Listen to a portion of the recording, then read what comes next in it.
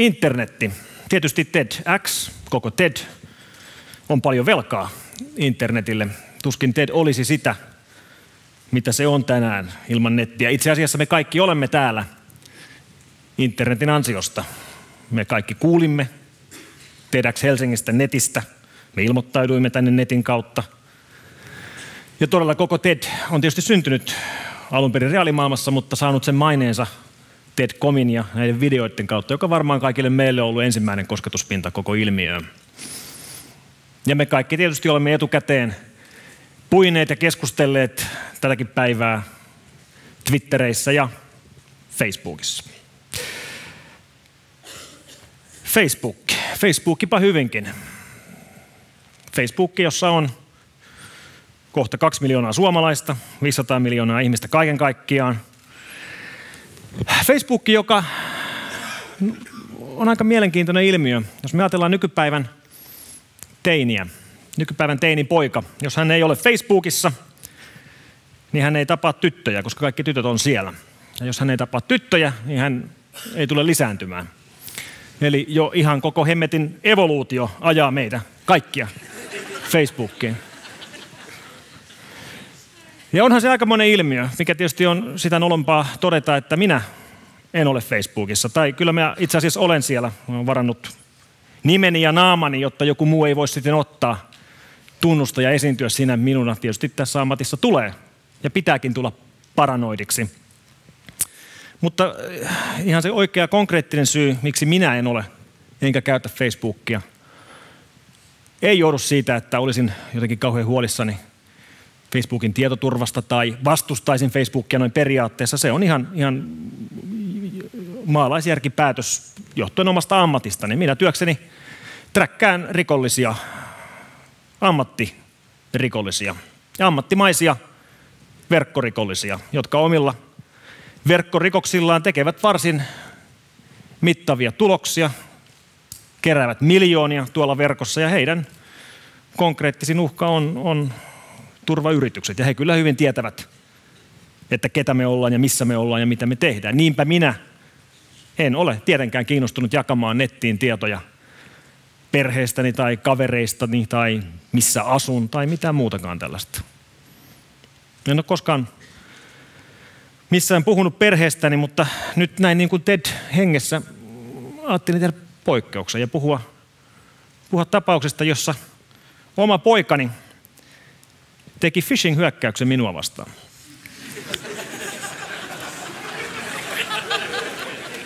Mulla on tämmöinen teini kotona, joka nyt tietysti niin kuin teinit nykyään nöräävät, niin hän nörää kovasti, nörää tietysti aika paljon. Saattaa olla jotain perimää.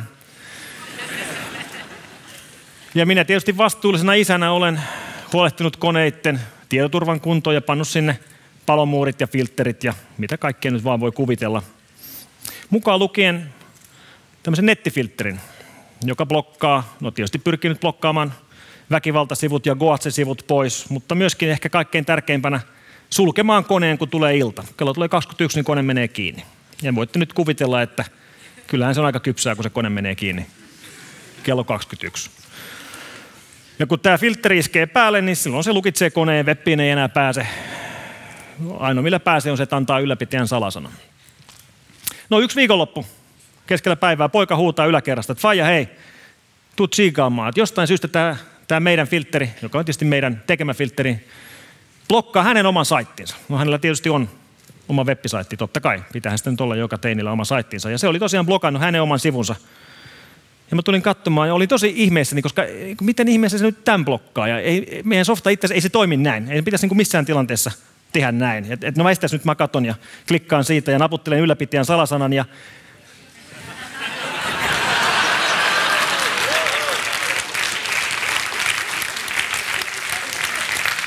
ja sillä hetkellä, kun mä löin entereen, niin mä tajusin kyllä justiinsa, että kas. Ja voitte kyllä kuvitella, miten ylpeä isä on tämmöisessä.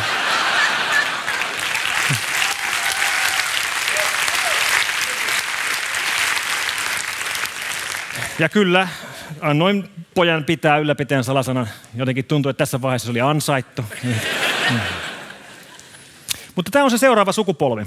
Se sukupolvi, joka on elänyt koko ikänsä niin, että on ollut olemassa Google, on ollut olemassa Wikipedia, on ollut olemassa kaikki nämä muut palvelut. Ja tämä on aika hurjaa aikaa. Minä uskon, että tietokoneistuminen ja tämä netti-ilmiö, netin tulo, mikä on tapahtunut meidän elinaikanamme, tulee jäämään historiaan yhtenä tämmöisenä suurena käännekohtana. Ja tämä seuraava sukupolvi ottaa tämän kaiken annettuna. Me pystytään antamaan aika hienoja asioita tälle seuraavalle sukupolvelle. Ja ihan jos niin kuin pysähdytään vähän aikaa miettimään, että mitä kaikkea sieltä netistä me nyt sitten oikein ollaan saatu ja mitä me annetaan eteenpäin, niin onhan se täynnä kaikkia näitä palveluita, mitä me kaikki käytetään päivästä toiseen. On se varmaan aikamoinen muutos, noin historiallisestikin, mutta on siinä myöskin omat uhkansa. Jos me mietitään, että mikä nettiä oikein uhkaa, mikä voisi haitata tätä netin voittokulkua tulevaisuudessa. No siellä on tiettyjä uhkakuvia. On totta kai on nettisensuuria, on keskusteluita nettineutraalista, verkkofiltteröinnistä, on ihan teknisiä rajoitteita, on uhkakuvia siitä, että jotkut maat rupeavat filtteröimään toisten maiden verkkoliikennettä. Ja sitten on verkkosodankäynti, verkkosabotaasi, verkkovakoilu ja ihan puhtaasti tämä verkkorikollisuus. Niin, verkkorikollisuus, kyllä. Facebook. Kuinka moni huomasi, että tämäkin Facebook-sivu ei tullut Facebook.comista. Domeini ei ole Facebook.com. Domeini on com-00987676.info, jolla ei ole mitään tekemistä Facebookin kanssa. No minkä takia näitä sivuja ja vastaavia hyökkäyksiä tuolla verkossa on? No sen takia, että kun näin viedään jonkun käyttäjän Facebook-tunnus ja salasana, niin sen jälkeen hänen nimissään sitten lähetellään hänen Facebook-kavereilleen viestejä, joissa on linkkejä verkkosivuille, joissa on exploitteja, jotka jonkun heikkouden kautta, tyypillisesti Javassa tai Flashissa tai PDF Reader pluginissa, ottaa sen teidän kaverin koneen haltuun, asentaa sinne keyloggerin, joka sitten nauhoittaa kaverin luottokorttinumeron, kun hän seuraavan kerran menee verkkokauppoihin ja naputtelee korttinumeronsa. Ja me melkein kaikki tunnetaan joku, jonka luottokorttinumero on pöllitty. Ja kun näin käy, niin melkein aina ajatellaan, että joo, hitsi sentään, Masterin tai Visan numero vietiin. Se on varmaan viime etelänmatkalla jossain baarissa joku on swipannut sen kortin kahdesti, tai kenties jossain bensakylmäasemalla oli skimmeri. Heti ajatellaan, että se vietiin reaalimaailmassa. Ja kyllähän niitä nyt toki viedään reaalimaailmassakin, ei siinä mitään, mutta minä väittäisin, että valtaosa viedään ihan sieltä käyttäjien omilta koneilta, keyloggereilla ja haittaohjelmilla. Ja tässä on se haittapuoli, että kun huomataan, että näin kävi, niin sitten tietysti soitetaan pankkiin ja valitellaan ja pyydetään uusi kortti ja saadaan uusi kortti ja sitten mennään sillä uudella kortilla takaisin sinne koneelle ja naputellaan se uudelleen sinne ja se viedään jälleen. Ja nämä verkkorikokset on aika monimutkaisia sen takia, että meillä on iso haaste siinä, että miten me oikein selitetään tämä normaaleille verkon käyttäjille. Kun nämä hyökkäykset on muuttunut niin hurjasti. Silloin kun minä aloitin virusten tutkimisen 90-luvun alussa, niin ne oli tyypillisesti tämmöisiä. Tämä on virus nimeltään Joshi. Ja aina kerran vuodessa, kun koneen käynnistää, niin kone ei käynnistykään, vaan tämä viruskirjoittaja, jonka nimi siis on Joshi, pysäyttää sen koneen tällä viruksellaan ja pyytää käyttäjää naputtelemaan syntymäpäivä onnittelut ennen kuin se kone boottaa loppuun asti. Eli nämä vanhan hyvän ajan virukset, käyttäjät tiesivät, että heillä on joku haittaohjelma koneessa, koska ne haittaohjelmat kertoivat itse itsestään. Sinne tuli tikkuukkoja näytölle, musiikki soi, pyydellään naputtamaan erilaisia tekstejä, CD-ROM-asema menee auki ja kiinni omia aikoja, erinäköisiä hauskoja temppuja ja juttuja. No, nykypäivän haittaohjelma ei soita musiikkia, ei näytä tikkuukkoja, ei tee mitään, mistä käyttäjä se huomaisi. Ne ei myöskään leviä enää läheskään niin aggressiivisesti kuin ennen, koska nykypäivän haittaohjelman kirjoittajia kiinnostaa raha. Ne tekee rahaa näillä hyökkäyksillä. Ne tekee tätä ammattimaisesti. Jos he kirjoittavat haittaohjelman, joka leviää liian nopeasti, niin se päätyy lehtien kansiin. Ja tätähän nämä kaverit eivät halua. Ja tästä seuraa tämmöinen harhakuva, että kun virukset, niitä ei enää huomata, niitä ei nähdä lehtien jutuissa, niin ihmiset kuvittelee, että tilanne on jotenkin parempi. Et ennen oli aika paljon viruksia, mutta nyt näyttää vähän paremmalta, että ei paljon enää kuulu näistä. Tosiasia on se, että tilanne ei ole koskaan ollut pahempi kuin nykyään. Hyökkäjien ammattimaiset hyökkäykset on näkymättömiä. Ja mä haluaisin ottaa yhden esimerkin siitä, miten mutkikkaiksi nämä menee, joka on samalla hyvä esimerkki siitä, miten vaikeita näitä on selittää. Tämmöiset ilmiöt kuin partnerkka-hyökkäykset. Partnerkka, eli käytännössä venäläiset ja ukrainalaiset affiliate jälleenmyyntiverkot, rikolliset jälleenmyyntiverkot, kuten vaikkapa tämä Jaibox. Ja näitä vastaavia löytyy kymmenittäin, jopa sadoittain. Idea on se, että kuka tahansa pystyy kirjaantumaan tämmöiseen verkkoon ja ryhtyä jälleen myymään tuotteita. Ja kun he jälleen myy tuotteita, niin kuin affiliate-verkoissa on, niin myyjä saitte aina osan provikasta. Tässä nimenomaisessa verkossa se tuote, mitä myydään, on ohjelmisto, Windows-ohjelma. Windows-ohjelma nimeltään Data Doctor 2010, joka on rikkoutuneiden tiedostojen korjausohjelmisto. Eli vaikkapa jos käyttäjällä menee JPEG-kuva rikki niin, että se ei enää aukene, niin tämä ehkä osaa korjata sen. Tai Wordin dokumentti korruptoituu eikä toimi, niin tämä ehkä osaa korjata sen. Ja tämä on ihan oikea softa, se toimii. Ei ole nyt mikään varmastikaan alan paras tuote, mutta ei myöskään mikään huijaussofta. Se oikeasti osaa korjata tietyllä tavalla rikki menneitä faileja. Se, mikä tässä on kummaa, on se, että tämä yritys, joka on Kiivistä, Ukrainasta kotoisin, se softafirma, joka tätä tekee, he eivät myy, eivätkä markkinoi omaa ohjelmistoa lainkaan.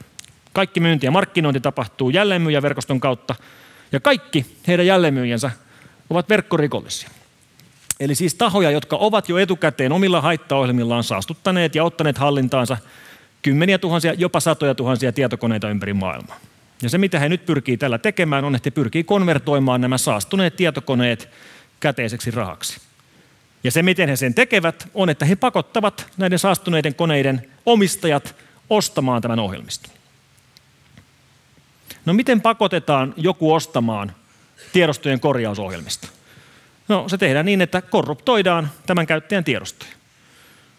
Eli käyttäjän kannalta homma näyttää siltä, että käyttäjä on koneellaan, käyttää konettaan ihan normaalisti. Yhtäkkiä kesken normaalin käytön tulee virheilmoitus. Virheilmoitus, jossa Windows ilmoittaa, että jotain on pahasti pielessä ja Windows boottaa. Tämä näyttää aika aidolta, mutta tämä on täyttä feikkiä. Tämä ilmoitus ei tule Windowsilta, koneessa oikeasti ei ole mitään pielessä. Siitä huolimatta tämä botti, joka siellä käyttäjän koneella on, käynnistää koneen uudestaan ja se käynnistää sen Windowsin safe-moodiin. Ja sen jälkeen näyttää uuden ilmoituksen, jossa toteaa, että on jonkunnäköisiä levyvirheitä huomattu. Ja tässä vaiheessa varmaan käyttäjä on huolissaan niistä omista dokumenteistaan. Ja nyt kun käyttäjä menee kokeilemaan omia dokumenttejaan, niin yksikään niistä käyttäjän omista tiedostoista ei enää toimi.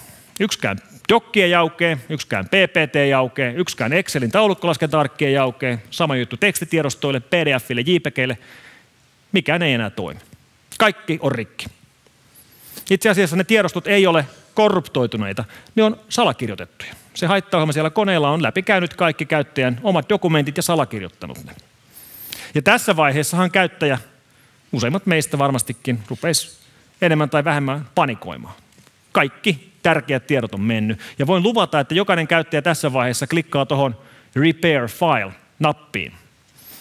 Ja niin kuin varmaan arvaatte, kun siihen nappiin klikkaa, niin se imuroi ja asentaa Data Doctor-tuotteen. Ja kun sieltä klikkaa File Fixer, niin tämä ohjelma läpikäy levyn ja löytää kaikki ne käyttäjän omat tärkeät rikki menneet tiedostot. Ja kun klikkaa tuosta Fix-it-nappia, niin kyllä se oikeasti korjaa rikki menneet tiedostot, mutta se korjaa vain yhden, koska käytössä on rekisteröimätön versio tästä korjausohjelmistosta. Ja jos haluaa korjata loput, niin sitten pitää ostaa rekisteröidä tämä tuote, se maksaa 91,45, josta 50% menee tälle ukrainalaiselle firmalle, joka tämän ohjelmiston alun perin on tehnyt, ja 50% menee sille verkkorikolliselle, joka alun perin saastutti sen koneen ja joka alun perin rikkoi ne tiedostot. Eli se, mitä tässä käytännössä tehdään, on se, että otetaan käyttäjän tiedot lunnaaksi, vaaditaan niistä lunnaita. Mutta tämä ei ole se, mikä on käyttäjän mielikuva. Käyttäjän mielikuva on se, että voi ei, kiintolevy hajosi ja menetin kaikki tietoni. Onneksi Microsoft suositteli tätä loistavaa korjausohjelmistoa, joka korjasi kaiken. Tätä ohjelmistoa kyllä suosittelen kaikille kavereilleni. Ja nämä operaatiot on huomattavan laajoja. Ehkä laajin tällä hetkellä tunnettu operaatio oli nimeltään Innovative Marketing Ukraine, IMU-niminen organisaatio, joka pyöritti noin 160 miljoonan liikevaihtoa näillä omilla operaatioillaan ja mittasuhteena F-Securen liikevaihto on 135 miljoonaa tällä hetkellä. Ja IMUn pääkoodarit oli kaikki Ukrainasta, mutta ne varsinaiset aivot siellä operaation takana ei ollut Ukrainasta. Siellä oli Shaile Jian ja Björn Sundin, intialais-amerikkalainen ja ruotsalainen kaveri, jotka sitä pyöritti, jotka tällä hetkellä molemmat löytyy Interpolin Wanted-sivustolta. Kummankaan sijaintia ei tunneta. No tämä esimerkkinä siitä, mitä siellä verkossa oikein tapahtuu. Ja nämä on niitä isoja haasteita, mitä meillä on, koska jos me mietitään internetin tulevaisuutta ja mikä sitä uhkaa, niin kyllä, mä pelkään, että koko internetin olemassaolo ja koko sitä netin uskottavuutta ja ihmisten luottamusta nettiin järisyttää verkkorikollisuus. Ja jos tälle asialle ei tehdä jotakin, niin sillä on merkittäviä vaikutuksia. Ja aina kun puhutaan luottamuksesta nettiin, niin toisaalta voidaan ajatella tämä myöskin toisinpäin. Ehkä se on ihan hyvä, että viedään ihmisiltä luottamus nettiin, koska tällä hetkellä ihmiset luottaa aivan liikaa. Tällä hetkellähän jengi klikkailee joka linkkiin ja avaa joka Exen ja antaa luottokorttinumeronsa joka formille, joka sitä kysyy. Ehkä se on ihan hyvä, että se ihmisten luottamus rikotaan ja rakennetaan uudelleen. Mutta se kaikkein tärkein asia, mitä meidän pitää pystyä tekemään tuolla verkossa, on mieltää se, että kyllä, siellä on rikollisuutta ja sehän ei poikkea reaalimaailmasta. On meillä reaalimaailmassakin rikollisuutta. Ja se, että meillä on reaalimaailmassa rikollisuutta, ei tee meidän reaalimaailmastamme käyttökelvotonta. Se, että meillä on netissä rikollisuutta, ei tee netistä käyttökelvotonta. Kyllä siellä uskaltaa edelleen olla ja jopa käydä kauppaa, mutta sitä rikollisuutta vastaan pitää taistella. Pitää ymmärtää, että se on olemassa. Ja tämä on semmoinen yhteinen asia, jonka eteen me voidaan kaikki tehdä töitä. Kiitoksia.